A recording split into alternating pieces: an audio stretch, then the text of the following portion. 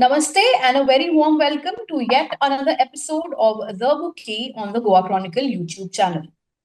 Today, with us on today's episode, we have Puneet Sikka. Hello, Puneet.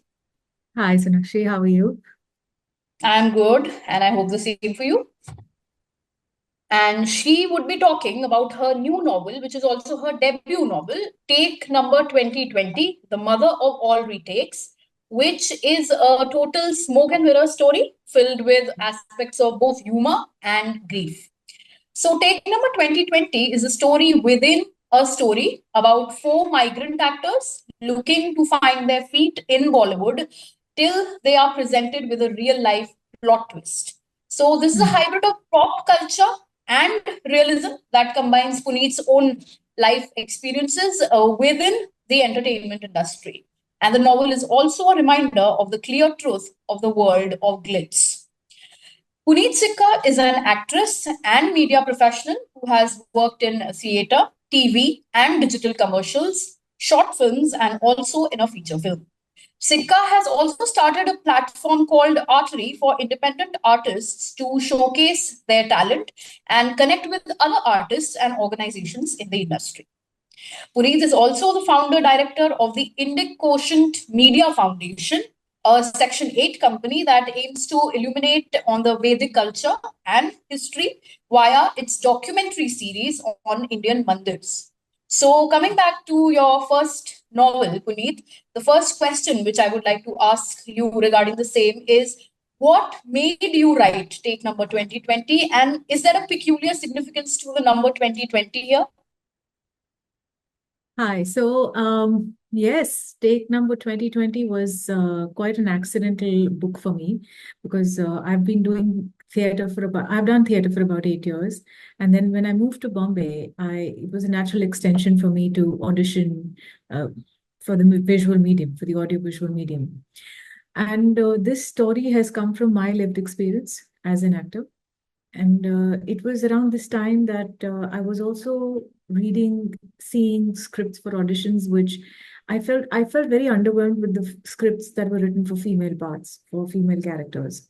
And because I started off my professional career, life writing, that was one thing I knew I could do. And in conversation with friends and colleagues, I just started thinking of ways I can address that for myself because I was feeling that underwhelmed with the scripts that I was reading. So, well, for a newcomer, you can't really sort of make that choice because you have to prepare whatever you're presented with. And so I thought that why not write my own roles or role? And that's where the seed for this story was planted. And I started writing without an aim for a timeline, so to speak. It was just something that I would do while I was doing other things. But then when 2020 happened, the first 2 months, I suppose, the first period, the first lockdown was a time when I had time on my hands, and I pulled this the scribbles of the story out from cold storage and I started working on it. And from there on, it was a gradual process. I still wrote it as the script for a web series and not a book. But then when I started expanding on each episode, I realized that I have a lot to say. And when you're putting your first story down, you don't want to curtail that outflow, that output. So it became very fleshed out. It became one episode became a chapter, and at some point, initially in the initial stage itself, I decided that let's write this as a book. So that's how this story came up and how this book came up. And the characters also sort of they were I was writing these characters in this story pre-COVID, and therefore there was nothing about the pandemic in it. There was nothing about 2020 in it. But then the the lockdown, the pandemic happened bang in the middle of writing this, and when especially at the point when I was stuck with what is the plot twist that I can give to these characters, and then the biggest plot twist happened to us in life, in real life, which was the pandemic. So I thought, why not put these characters through the same challenge that humankind is facing at this point, and uh, looking at the news that was coming out and everything during that time, fact was really stranger than fiction. So I decided to incorporate that into the storytelling. So that's one reason how 2020 is there in the title.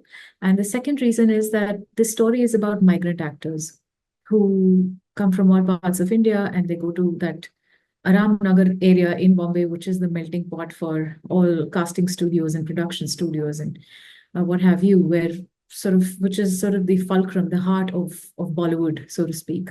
And hundreds and thousands of people come and try to make it with the similar goal of wanting to make it into mainstream Bollywood. And so I decided to pick a sample size of four actors from different socioeconomic, linguistic backgrounds, and who going to Bombay with the same similar ambition. And because this is from my experience, I have been in that part of the world and experienced that.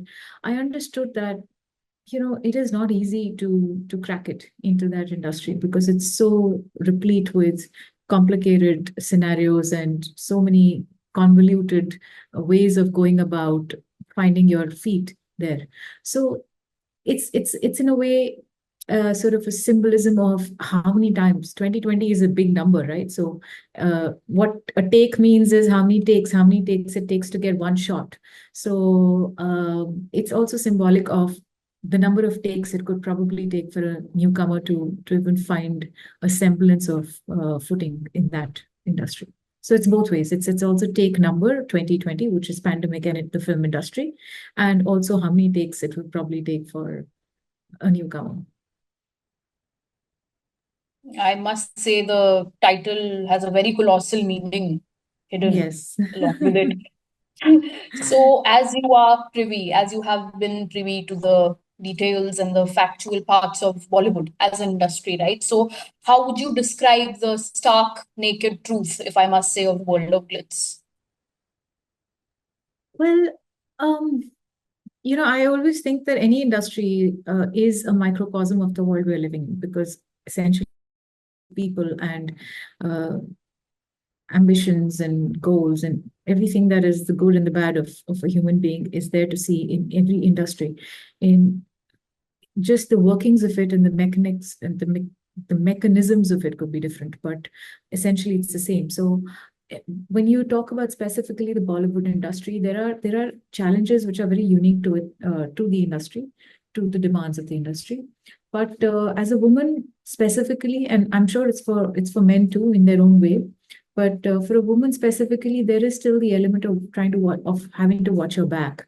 But then what I think is nobody makes any overt gestures or sort of passes, but sometimes you've got to just mind. And it's also a very it's the lines are kind of blurred because when you're say, just as a very small example, when you're say dressed a certain way because it's the character, then it could, if it's provocative, if it's suppose it's how the character is, then there are people outside of that space who are still in the physical space, maybe as operators, as the non as a technical crew or as anybody else, who might not understand what your mind space is. And so there are those kind of lines are blurred. So when the person is playing a character, then that kind of can get confused for other people.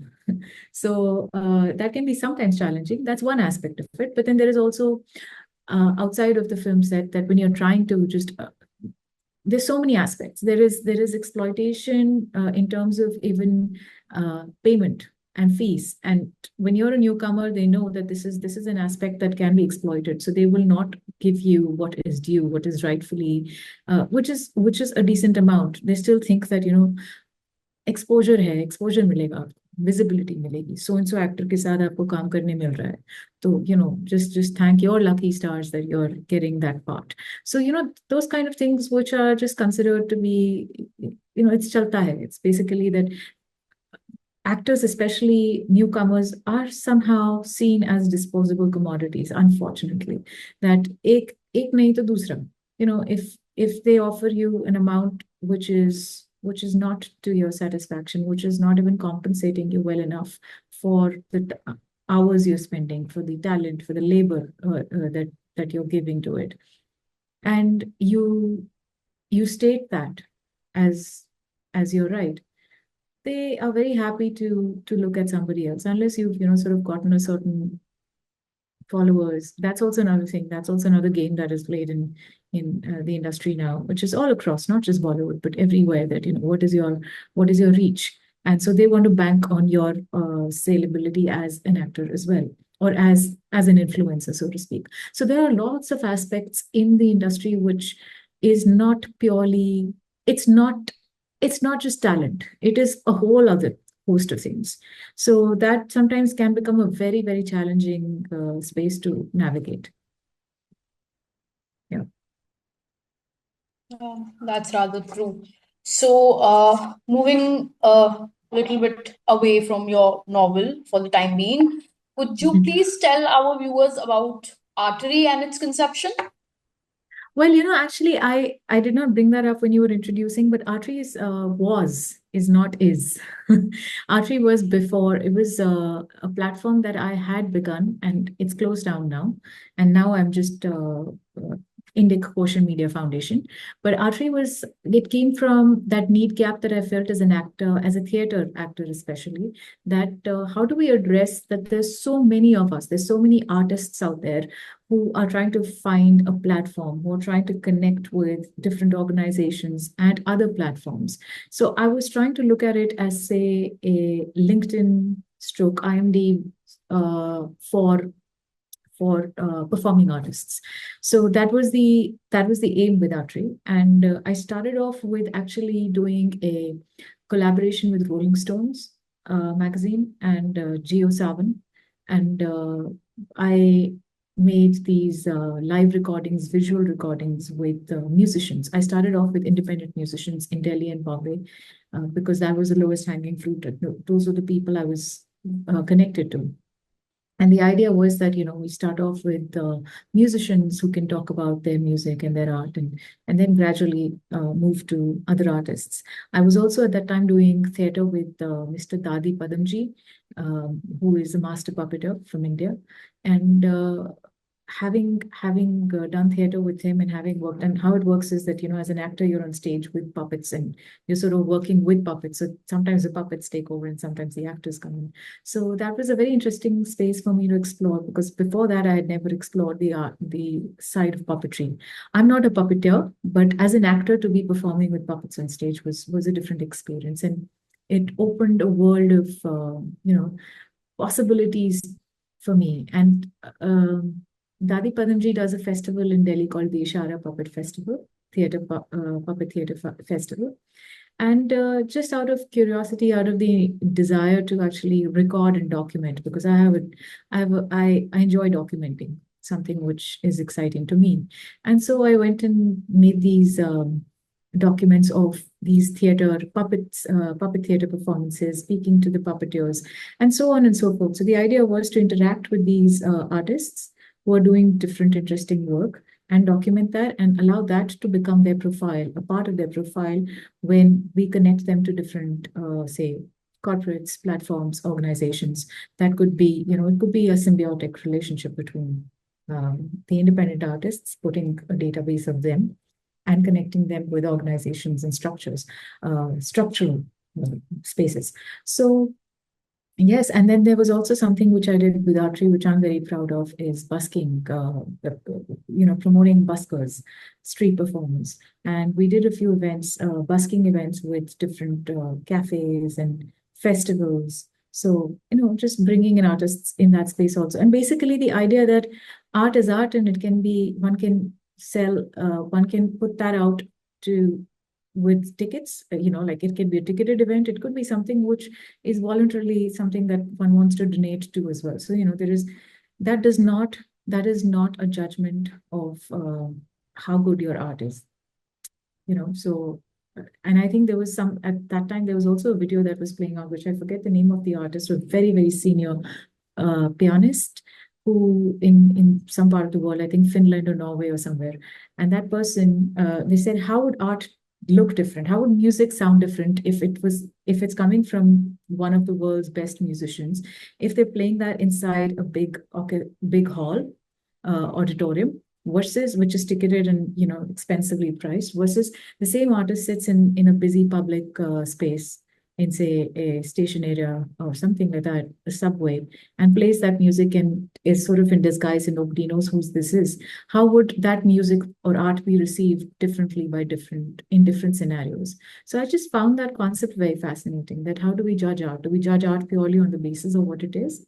Or that it depends on what setting it is and then how much are you paying to watch it? So it's a psychological experiment, so to speak. So anyway, so this is all what archery was about, but that was something which I was exploring, so I was not able to sustain it beyond a certain point, and so I closed that down.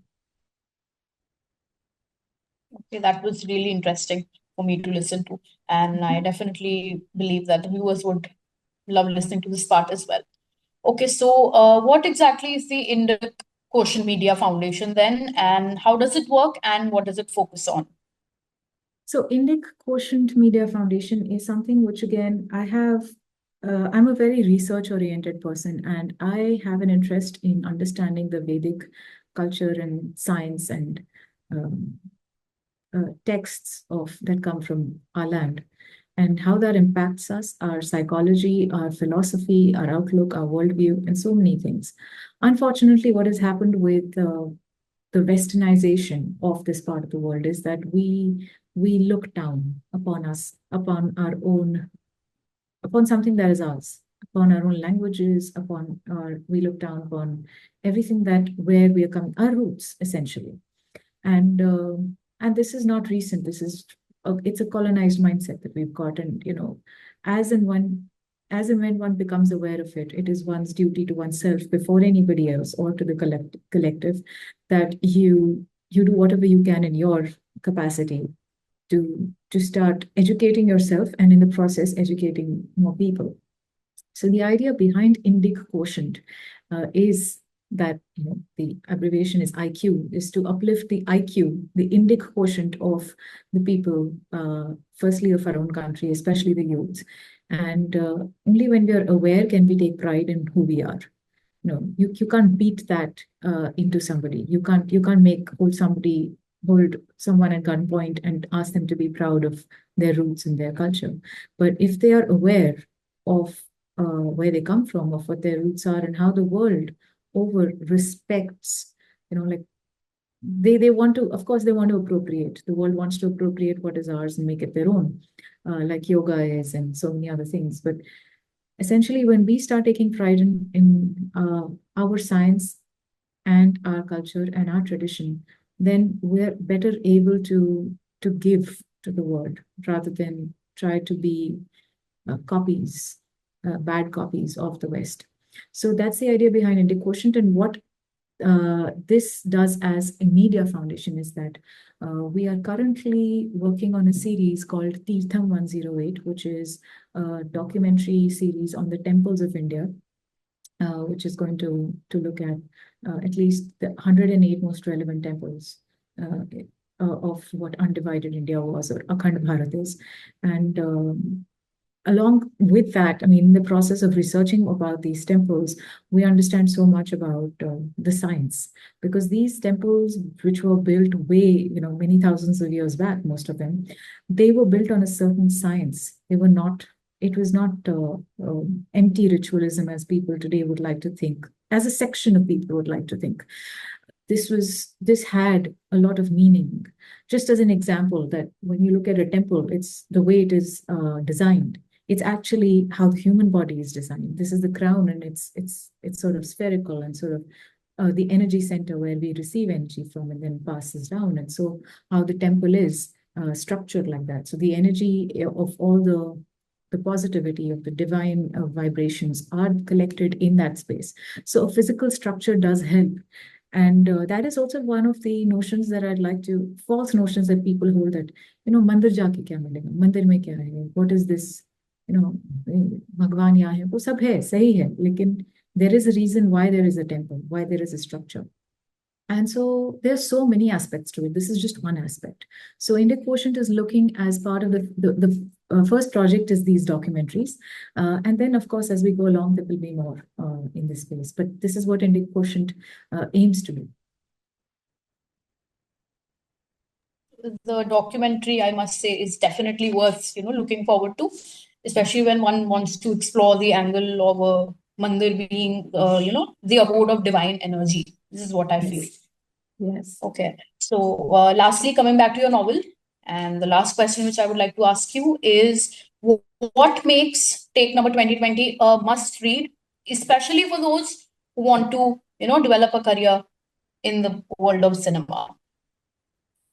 Well, Take Number 2020 is something that I'll give you a little bit of a longish answer to this because it's my labor of love, and how it has come about is a story in itself. But basically, Take Number 2020 is for everybody. It's not just for people who are looking to become actors in the film industry or people who are looking to become writers. It is basically an ode to everybody who has to the human spirit, especially because during the pandemic, that was the resilience that had come forth. That we'd heard so many stories of human endurance, and so many of us were in so many different circumstances and wildly different from each other's. So there is no comparison. One cannot sit in one's house and talk about, say, somebody who is out there in the migrant exodus, for instance, or somebody out there who was facing domestic violence or any other issues.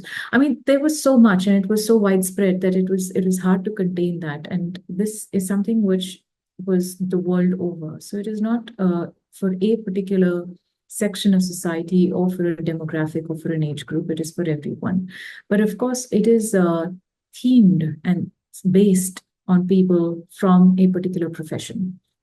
Just to highlight what that industry was like, and how that perhaps took a hit. But then once those people, as human beings, we could be from any profession, but when we are faced with a crisis like this, then how do we tackle that? And the whole idea from this book that comes out, which I think I felt and I wanted to, and I think I somehow it reflected in the book because, I was the author, so it was what I was feeling and thinking was coming out via the characters was the sense of hope. Because if we don't have hope, then we are nothing. You know? And in the most dire circumstances, that is something that, and the way to sometimes keep hope or have the faith is also sometimes to lose it and understand what it would mean, what would it feel like to not have any more hope, and then to bring ourselves back up again, to pick ourselves up again, and to understand that no, I'm nothing without hope. I'm nothing without the faith I have, and I will have to endure to get to that point where at least something is keeping me going. And that is essentially what is true for these characters, and that is what I wanted to explore via these characters in by putting them into all those dire circumstances that they are in. So this is what Take Number 2020 is, and this is what I think I would like for people to take away from that. But if we do talk specifically about actors and people looking to become actors, one thing I always think, having been an actor myself, is that sometimes we don't have to really always, we have to, the wider the experience we have, the deeper we can go into the skin of the character. So the more experience, and that's true for a writer also. So the more I experience in my life, the more I'm exposed to different thought processes and different feelings and different emotions. The wider the emotional range I have, the better I will be able to perform, or the better I'll be able to write. And in order to have a wider emotional range, I will have to experience different sorts of things in life. Doesn't mean I throw myself into some sort of a tragic circumstance by choice, but also to not resist it, and also to not resist the lesson that comes from it, and to embrace it, accept it, learn from it, grow from it, and then add that to my data bank, to add that to my bank of my pool of emotions and feelings that I can utilize in order to create something that I need to create. So I think in that sense, the pandemic allowed me personally as creative person to do that. And I think what actors and writers and people who are in the creative space can take away from this book is that we don't resist that sort of adversity to happen to us if it does. And we find a way around it, because then that helps us think laterally and feel naturally. And sort of then in hindsight be able to collect that experience and portray better characters on screen or on paper. So I think that is what Take Number 2020 could do for people in the creative field. And for people in general, I've heard, at least the feedback I've gotten is that it's quite evocative and gripping. So if you're just looking for a good time, good story to read, and that is then, well, Take Number 2020 is something that you can get your hands on. Wow, that's great.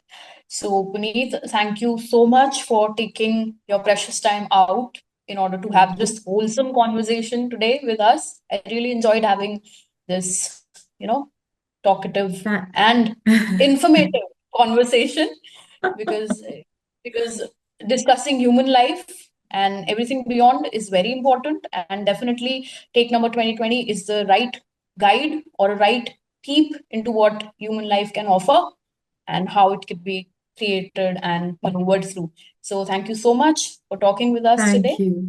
Thank you, I wish you all Sonakshi. the very best for all your future endeavors. Thank you so much, Sonakshi. It was lovely speaking with you. Thank you. Likewise.